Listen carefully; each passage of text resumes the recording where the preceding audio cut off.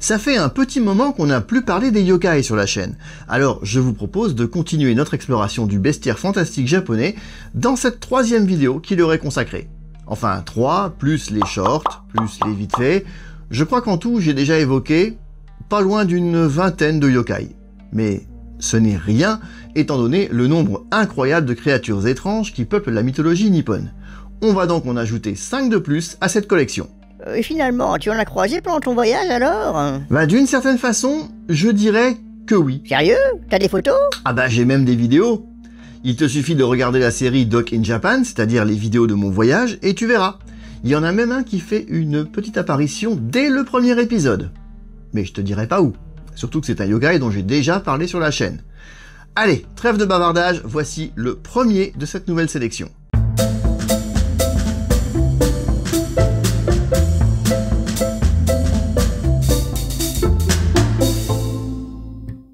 Il arrive que certains temples se retrouvent abandonnés et finissent par tomber en ruine.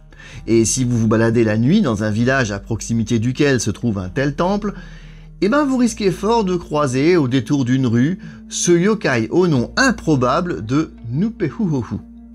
Il ne vous fera aucun mal, rassurez-vous, mais vous risquez bien de prendre vos jambes à votre cou, tant son apparence est...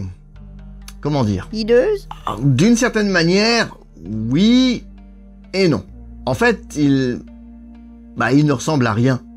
Nupehuhohu, qu'on peut aussi appeler Nupepo, est une masse de chair sans véritable forme. Et certainement pas forme humaine déjà. Oui, il a pas l'air ragoûtant, c'est clair. Mais quand tu dis de la chair, tu veux dire... De la chair humaine, oui, pas de la chair à saucisse. Et pour tout te dire, personne n'aurait envie d'y goûter, car pour couronner le tout, Nupehuhohu dégage une odeur pestilentielle de chair morte, justement. Oh, berk! Ah oui, là ça devient glauque. C'est un cadavre ou quoi? Presque. Selon certaines légendes, ce yokai naît de la transformation de chair pourrie, donc effectivement de cadavres, au pluriel. Les premiers écrits qui en font mention remontent à la période Edo et indiquent que Nupehuhohu se nourrit de la graisse des morts qu'il aspire à l'aide d'une seringue. Et c'est ainsi qu'il devient ce bloc de chair informe qui se promène ensuite la nuit dans les temples abandonnés, les cimetières et dans les rues désertes des villages. Ah, c'est sûr que croiser une créature comme ça la nuit, ça doit être bien flippant, surtout s'il pue la mort en plus. Mais pourquoi est-ce qu'il a un nom aussi tarabiscoté? Eh bien, il y a deux possibilités. La première, c'est que Nupehuhohu est un Operabo, une catégorie de yokai sans visage. Catégorie à laquelle on peut notamment rattacher le fameux sans visage du voyage de Chihiro. Mais son nom viendrait plutôt du terme Nuperi, qui fait en réalité référence à une femme beaucoup trop maquillée. En clair, au visage tellement poudré que... qu'on ne la reconnaît plus du tout.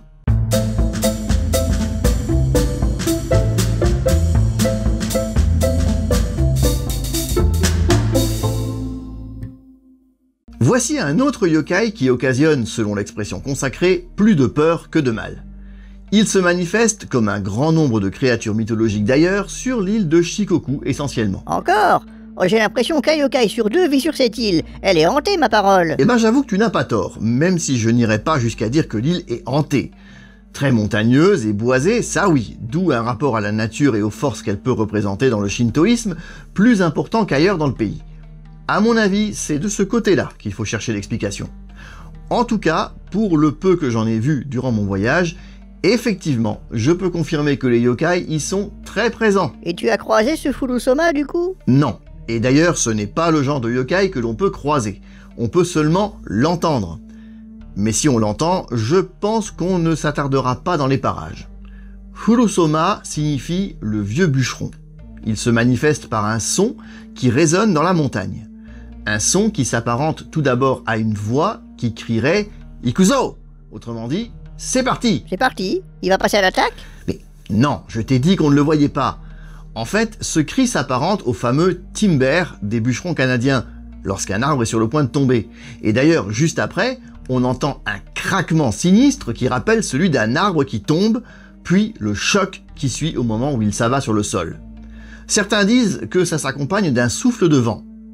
D'après la légende, ces bruits sont provoqués par Furusoma, qui serait ni plus ni moins que le fantôme d'un bûcheron mort dans la montagne. Il est mort de quoi? Tué à coups de hache, je parie. Oh non! il s'est simplement mangé un arbre sur la tête. Encore un qui était trop absorbé à regarder son smartphone quand son collègue a crié Ikuzo. Non, pas vraiment.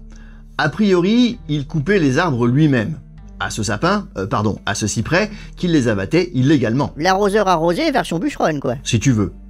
Mais la légende existe aussi en dehors de Shikoku, et cette fois on l'appelle Tengu Daoshi.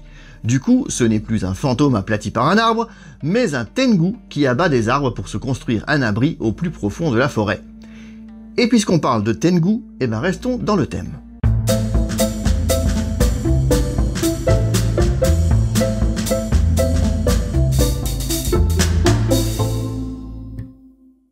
Cette légende viendrait cette fois non pas de Shikoku, mais de Kyushu, et plus précisément de Kitsuki, dans le département d'Ōita.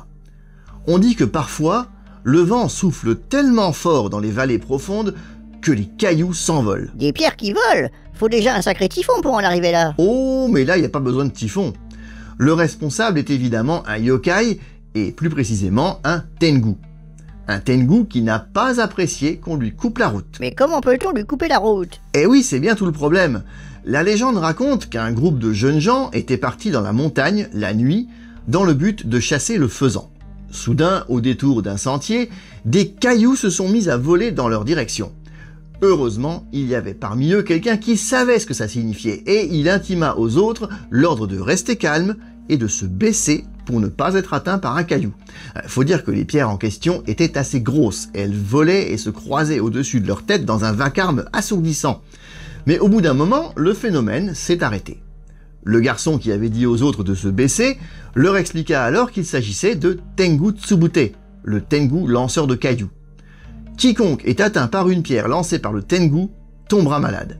Et le simple fait d'avoir assisté à ça signifiait qu'il ne prendrait aucun gibier. Ah oui, avec tout ça, j'avais presque oublié qu'ils étaient partis chasser le faisan. Voilà, mais malgré cette explication, ils décidèrent de continuer. Seulement, après toute une nuit à errer dans la montagne, ils durent se rendre à l'évidence et rentrèrent chez eux bredouille. Ou plutôt broucouille, comme on dit dans le bouchonnois. Toute une nuit dans la montagne et ils n'ont rien ramené, pas même une galinette cendrée. Eh non, et en plus, ils ont failli se faire caillasser. Bref, en fait de faisant, ils se sont retrouvés les dindons de la farce.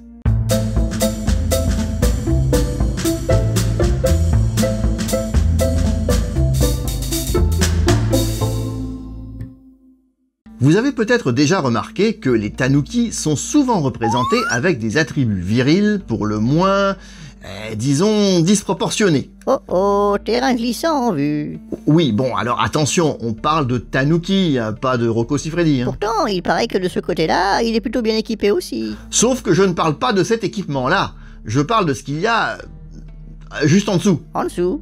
Il y a quelque chose en dessous? Bah oui. Ah, mais c'est vrai que toi, ça fait tellement longtemps que tu les as plus que tu ne t'en souviens même pas. Oh, alors ça, c'était vraiment un coup bas. Bref, les tanuki sont donc réputés pour la taille respectable de leur coucougnette. Mais Mamedanuki, lui, bat tous les records de ce côté-là. D'ailleurs, son nom signifie le tanuki au pois. Alors, pois, P-O-I-S, bien sûr, hein, comme les petits pois. Sauf que là, ils sont tout sauf petits. Suffit de voir les représentations qu'on trouve de ce yokai, il les porte carrément sur lui, telle une couverture. Et mieux que ça, il s'amuse à souffler dedans pour les gonfler au maximum et les étaler par terre. On dit qu'ils peuvent atteindre ainsi une superficie de 8 tatamis, ce qui fait quand même presque 15 mètres carrés. Bon, c'est impressionnant, mais à part se présenter à un incroyable talent, à quoi ça lui sert? Eh bien ça lui sert à jouer des tours aux humains. Parce que comme tout bon tanuki qui se respecte, il est capable de se transformer, et ses noisettes aussi. J'ai encore jamais vu des noisettes de cette taille, moi. Oui, bon, t'as très bien compris de quoi je parlais, hein. Une histoire raconte qu'au XVIIe siècle, le poète Rosan... Non, pas ce Rosan-là, non. Le poète Rosan, en pèlerinage dans la région de Hyuga, sur l'île de Kyushu, fut invité par un grand amateur de poésie. Au cours de la soirée, ils se sont lancés dans un de ces concours de poésie qui plaisait beaucoup notamment à la noblesse de ce temps-là, et qui consiste à démarrer un poème, à charge pour les autres participants de le compléter au fur et à mesure. Bon, je ne vais pas vous lire le poème en question pour ne pas rallonger la vidéo, mais Rosan fut enchanté de cette petite joute verbale, et dans son enthousiasme, il voulut allumer une pipe. Seulement, impossible de trouver du feu chez son hôte. Ça lui parut bizarre parce qu'au cours du repas, on lui avait servi des plats chauds. Qu'à cela ne tienne, il sortit de son sac Un briquet. au 17e. T'as fumé quoi, toi, ta litière? À cette époque, on utilisait parfois encore des silex. Mais une étincelle tomba sur les tatamis qui recouvraient la pièce. Et aussitôt, tous les tatamis se retournèrent et le poète fit un roulé-boulé en arrière, projeté par le sol qui s'était soulevé. Exactement ce qui arrive au tanuki du film Pompoko. En reprenant ses esprits, il s'aperçut qu'il était en fait au beau milieu des champs. Tout ce qui se trouvait autour de lui quelques secondes auparavant n'était en réalité rien d'autre que les castagnettes de Mamedanuki. Et depuis, on le surnomme également le tanuki poète.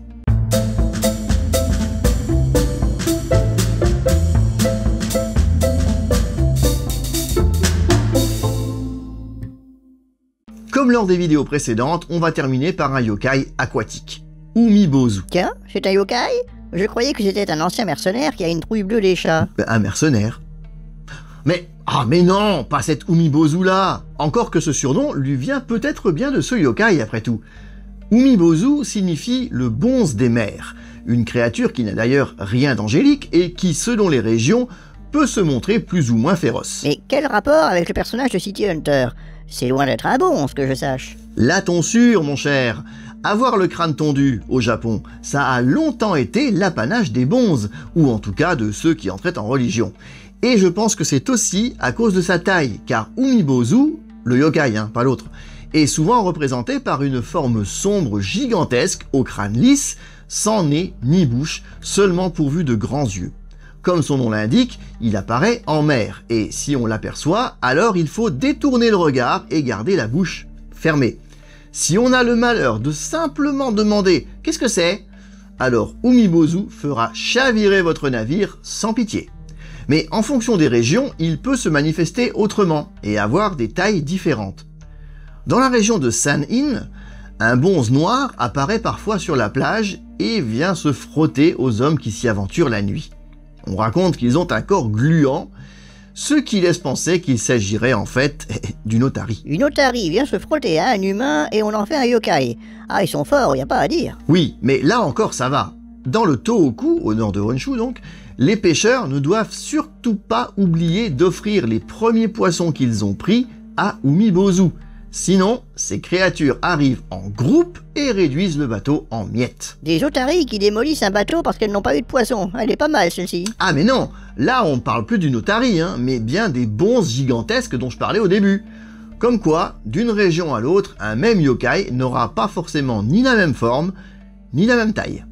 C'est tout pour cette nouvelle découverte des créatures du folklore japonais. J'espère que ça vous a plu. Si c'est le cas, comme d'habitude, n'oubliez pas de liker, de commenter et de partager la vidéo autour de vous. Chacun de ces petits gestes qui n'ont l'air de rien est important et peut aider la chaîne. Tout comme le fait de devenir un mécène, c'est-à-dire de soutenir mon travail financièrement sur YouTube ou sur Tipeee. Tout est dans la description. Donc n'hésitez pas si vous vous sentez d'humeur généreuse. Et si vous n'êtes pas encore abonné et que mes vidéos vous plaisent, eh bien pensez-y. On a atteint les 2000 l'été dernier, ce serait bien de viser encore plus haut, non? Tu vas refaire un pari? Ah non, tu vas pas t'y mettre aussi, toi. On me l'a déjà demandé en commentaire. Non, ça c'est pas prévu pour le moment, J'ai encore du mal à digérer le natto. Ou alors, juste pour le fun, pour voir si ça marche une seconde fois, on sait jamais. Mais dans ce cas, je fixerai la barre beaucoup plus haut, genre 10 000 ou même plus. Bref, on verra. Quoi qu'il en soit, on se retrouve très vite pour un nouvel épisode de Doc in Japan sans doute. D'ici là, portez-vous bien et continuez d'aimer le Japon. Matane!